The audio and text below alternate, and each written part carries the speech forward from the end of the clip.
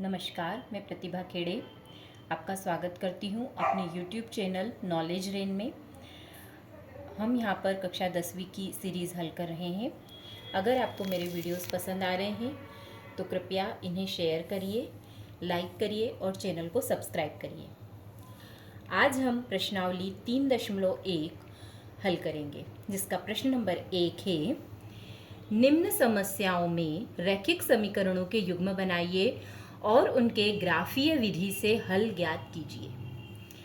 पहला प्रश्न है, कक्षा 10वीं के 10 विद्यार्थियों ने एक गणित की पहेली प्रतियोगिता में भाग लिया।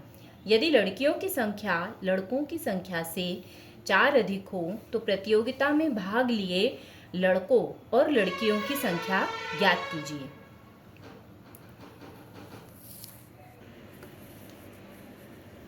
माना कि इसका हल अपन करेंगे। माना कि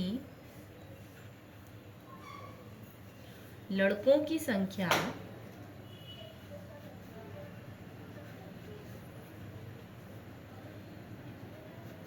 बराबर x है और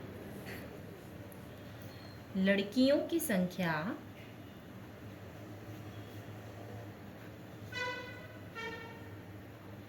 बराबर y है। यहाँ पर दिया है यदि लड़कियों की संख्या लड़कों की संख्या से 4 अधिक हो। इसके पहले हमें इस प्रश्न में हमें 2 समीकरण बनाने हैं। 2 कथन भी दिए हैं तो 2 समीकरण बनेंगे। पहला कथन है, कक्षा 10वीं के 10 विद्यार्थियों ने गणित की पहली प्रतियोगिता में भाग लिया। तो पहले वाले से समीकरण बनेगा 10 विद्यार्थी हैं, मतलब लड़कों और लड़कियों को मिलाकर कुल कितने विद्यार्थी हैं? 10। तो समीकरण 1 बन जाएगा। जब हम लड़के और लड़कियों की संख्या को जोड़ेंगे तो ये किसके बराबर हो जाएगा? 10 के बराबर। ये हमारा समीकरण 1 हो गया। दूसरी लाइन में हमें लिखा है, यदि लड़कियों की संख्या लड़कों की संख्या से 4 अधिक हो तो लड़कियों की संख्या हमारे पास क्या है? y है। तो y बराबर हो जाएगा x धन 4। मतलब हम लड़कों की संख्या में यदि 4 जोड़ते हैं तो हमें लड़कियों की संख्या मिल जाती है। ये हमारे पास आ गया समीकरण 2। अब समीकरण 1 से, यहाँ समीकरण 1 लिखते हैं, x धन y बराबर 10। इसे हम y को यदि हम इस तरफ ले जाते हैं तो ये हो जाता है x बराबर 10 ऋण y। अब हम यहाँ पर एक सारणी बनाएंगे। चूंकि ये प्रश्न ग्राफीय विधि का है तो हमें बिंदु चाहिए होंगे। इसके लिए हम मान रखेंगे। यहाँ पर यदि हम y का मान 0 रखते हैं, y बराबर हम क्या रखते हैं? 0 रखते हैं, तो हमें x का क्या मान मिलेगा? 10 ऋण 0 मतलब 10। तो x का मान आ जाएगा हमारे पास 10। यदि हम y बराबर 1 रखते हैं, y बराबर यदि 1 रखा, ये वाले समीकरण में हम मान रखेंगे तो 10 ऋण 1 बराबर हमें मिल जाएगा 9। यदि हमने y का मान 1 रखा तो हमें x का मान मिल रहा है 9। y बराबर 2 रखने पर x बराबर हमारे पास आ रहा है 10 ऋण 2 बराबर 8। यहाँ 2 रखा तो हमें मान मिला 8। ये तो हमारा पहले समीकरण का हल हो गया। अब हम देखें दूसरे समीकरण का हल। तो दूसरे समीकरण के लिए दूसरा समीकरण है हमारे पास y बराबर x धन 4। इसे हम x के रूप में परिवर्तित यदि करते हैं तो x बराबर हो जाएगा, x को हम इस तरफ लेके आए तो ये हो जाएगा ऋण x, और y को इधर लेके गए तो ये हो गया ऋण y धन 4, या फिर x बराबर y ऋण 4। अब देखें इसको, यहाँ पर हम y बराबर 1 रखेंगे तो x बराबर हमारे पास आ जाएगा 1 ऋण 4। इसके लिए भी हम एक सारणी बना लेते हैं।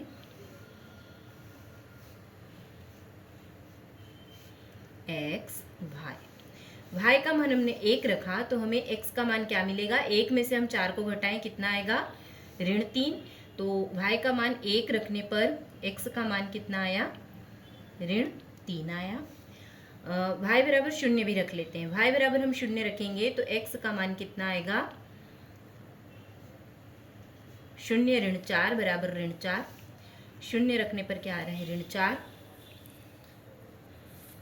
y बराबर 2 रखा, y बराबर 2 रखेंगे तो x बराबर क्या आ जाएगा, 2 ऋण 4 बराबर ऋण 2। y का मान 2 हो तो x का मान आ रहा है हमारे पास ऋण 2। अब इसे हमें ग्राफ पे बताना है।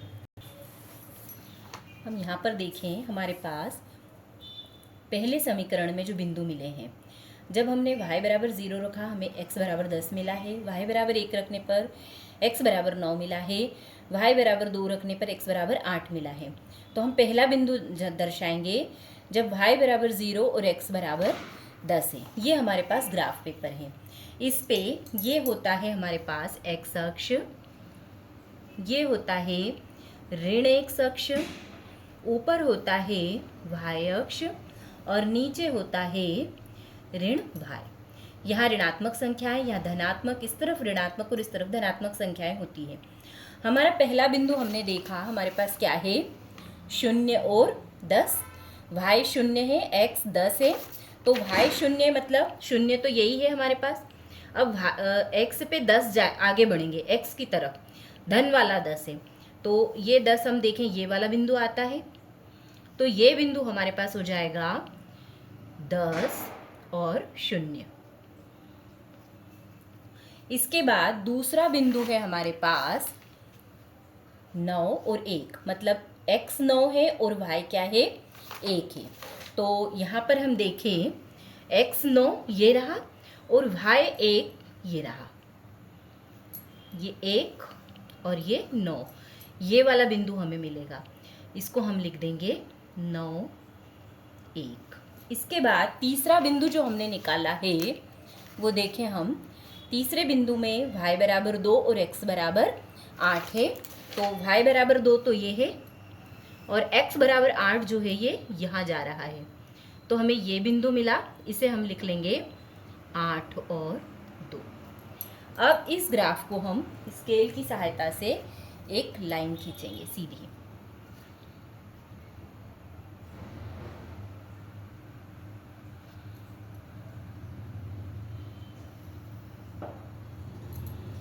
ये हमारे पास कौन से समीकरण का हल है, पहले वाले समीकरण का, जो था x धन y बराबर 10। इसके बाद हम दूसरा समीकरण जो हमने हल किया था उसको देखें, जिसके बिंदु हमें मिले थे y बराबर 1 रखने पर x बराबर हमें मिला था ऋण 3। तो यहाँ पर देखें हम y बराबर 1 ये है और x बराबर ऋण 3, मतलब यहाँ आके ये बिंदु हमें मिलेगा। ये बिंदु हो गया हमारे पास ऋण 3 और 1। इसके बाद दूसरा बिंदु है 0 और ऋण 4, तो y बराबर 0 ये रहा और x बराबर ऋण 4 है, तो हमें कौन सा बिंदु मिलेगा, ये वाला बिंदु मिलेगा। ये बिंदु हो गया हमारे पास ऋण 4 और 0। इसके बाद तीसरा बिंदु है हमारे पास x बराबर ऋण 2 और y बराबर 2, तो x बराबर ऋण 2 ये है और y बराबर ऋण 2 ये वाला बिंदु, इस पे हम लिख देंगे x बराबर ऋण 2 और ये 2। यहाँ ध्यान देना है कि पहले x वाला बिंदु लिखना है, उसके बाद y वाला बिंदु लिखना है। सभी में हमको इस बात का विशेष ध्यान देना है। अब इन तीनों बिंदुओं को मिलाते हुए हम एक रेखा खींचेंगे।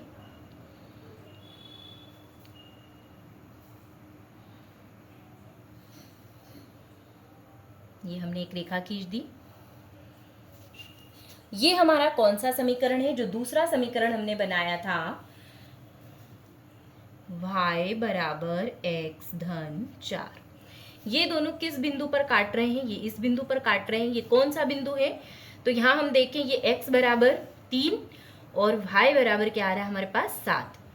ये बिंदु है 3 और 7, मतलब हमने लड़कों की संख्या मानी थी x, तो लड़कों की संख्या हमारे पास क्या आ गई है, लड़कों की संख्या हमने x मानी थी जो कि आ गई है हमारे पास 3, और लड़कियों की संख्या हमने y मानी थी जो कि हमारे पास आ गई है,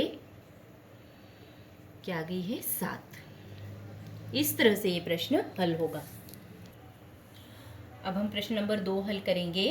प्रश्न नंबर 2 में है 5 पेंसिल तथा 7 कलमों का कुल मूल्य 50 रुपये है, जबकि 7 पेंसिल तथा 5 कलमों का कुल मूल्य 46 रुपये है।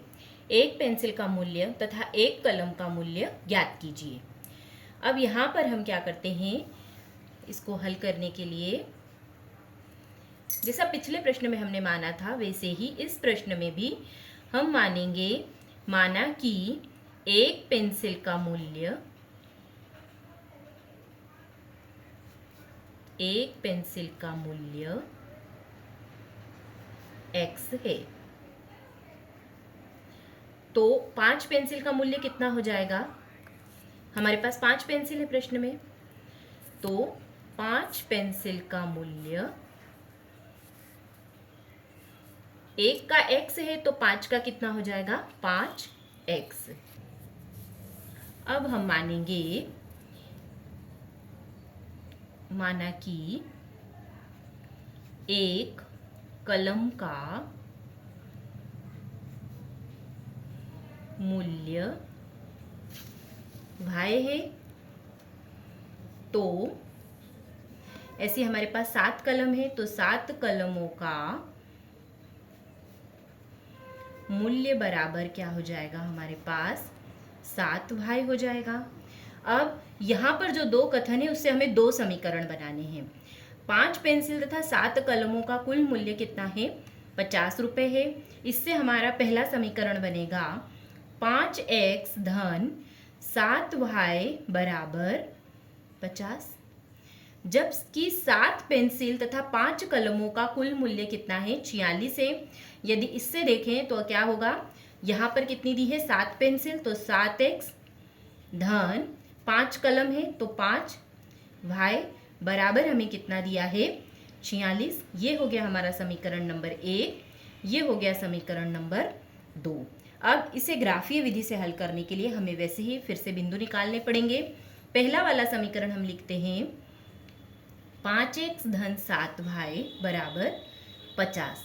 यदि इसको थोड़ा सा हल करें तो 5x को हम यहीं रहने देते हैं, 7y को उठा के इधर ले जाएंगे, ये यहाँ पर धन में है, इस तरफ जाएगा तो ये काय में हो जाएगा, ऋण में हो जाएगा। अब यदि हम ये 5 को भी इसके नीचे कर दें तो x बराबर हमारे पास कितना आ जाएगा, 50 ऋण 7y बटे 5। अब यहाँ पर हम फिर से एक सारणी बनाते हैं,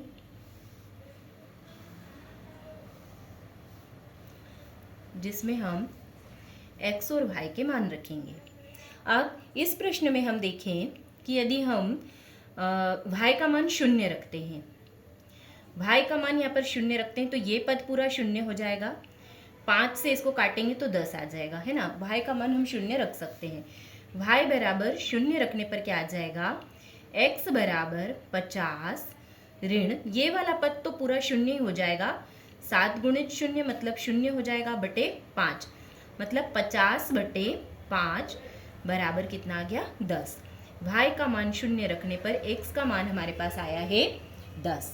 इसके बाद हम y बराबर 1 यदि रखते हैं तो हमें पूर्णांक में मान नहीं मिलेगा, इसलिए हम 1 नहीं रखेंगे, 2 रखेंगे तब भी पूर्णांक में नहीं मिलेगा, इसलिए हम अब मान इसका क्या रखेंगे, y का 3 भी नहीं, 4 भी नहीं, और हम रखेंगे अब सीधे 5 मान। y का मान हम क्या रखेंगे, 5 रखेंगे।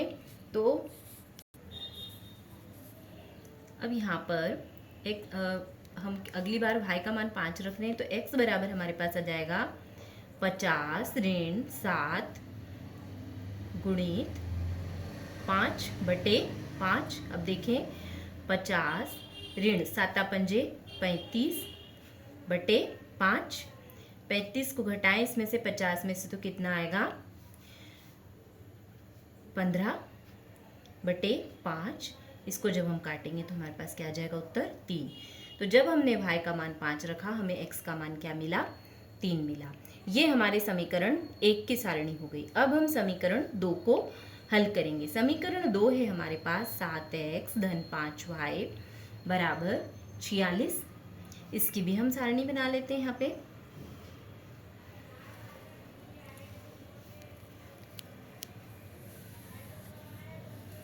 अब यहाँ पर देखें तो 7x, अब यहाँ से भी x का मान निकाल लेते हैं। 7x बराबर हमारे पास आ जाएगा, इसको हम इस तरफ ले जाएं तो 46 ऋण 5y।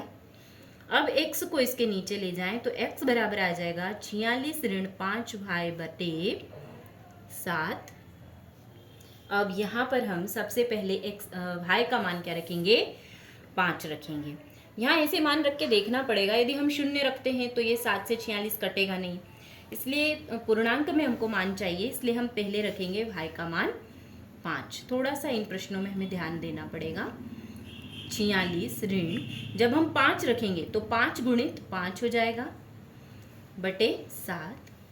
46 ऋण 5 25 बटे 7। अब इसको घटाएं, यदि हम 46 में से 25 जाएगा तो कितना बचेगा, 21, जो कि 7 से कटेगा तो कितना आ जाएगा, 3 आ जाएगा। तो x का मान हमारे पास क्या आ जाएगा, 3 आ जाएगा। इसके बाद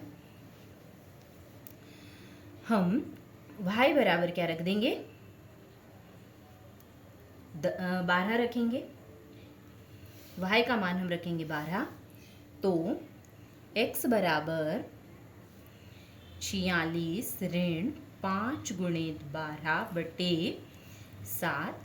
46 ऋण 12 पंजे कितना हो जाएगा, 60 बटे 7। 46 में से 60 घटा कितना आएगा, ऋण 14 बटे 7। 7 एकम 7, 7 दूनी 14, उत्तर आ गया हमारे पास ऋण 2। तो y का x का मान हमारे पास आ गया ऋण 2। इस तरह से हमको ये दोनों सारणियाँ मिल गई। अब इसकी सहायता से हम ग्राफ बनाएंगे। अब ये हमारे पास ग्राफ है, जैसा कि हमने पिछले प्रश्न में देखा था। इस तरफ ऋण x होता है, इस तरफ धन x, यहाँ पर हमारे पास y होता है और नीचे हमारे पास ऋण y होता है।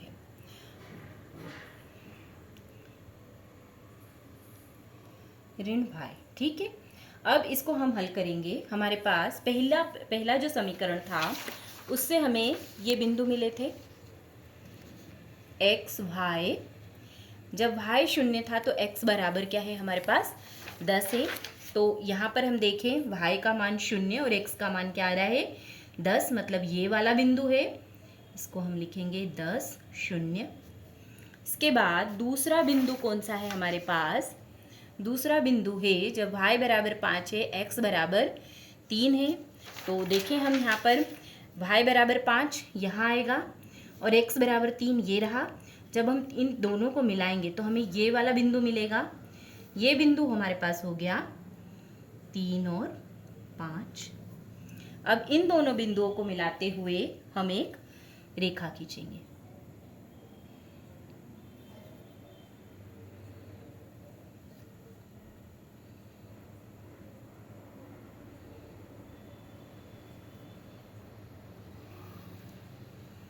ये एक रेखा हमने खींच दी।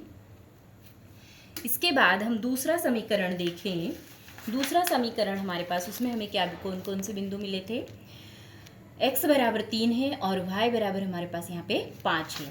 तो x बराबर 3 देखें, x बराबर 3 ये है और y बराबर 5, मतलब यही वाला बिंदु आ रहा है 3 और 5। इसके बाद दूसरा देखें हम तो x बराबर हमारे पास ऋण 2 है, दूसरा बिंदु y बराबर 12 है। x बराबर ऋण 2 इस तरफ आएगा और y बराबर 12 ये वाला बिंदु आएगा। ये बिंदु हमारे पास आ जाएगा, कौन सा बिंदु है, ऋण 2 और 12।